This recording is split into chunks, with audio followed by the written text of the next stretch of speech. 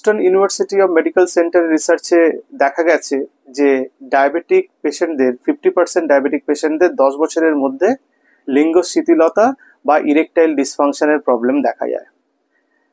এবং ডায়াবেটিস হলে ওভারঅল একটা স্টাডিতে দেখা গেছে যে 45 বছরের কম বয়স হলেও পুরুষদের লিঙ্গ শিথিলতা বা ইরেকটাইল ডিসফাংশনের চান্স 2 to 3 টাইমস বেশি।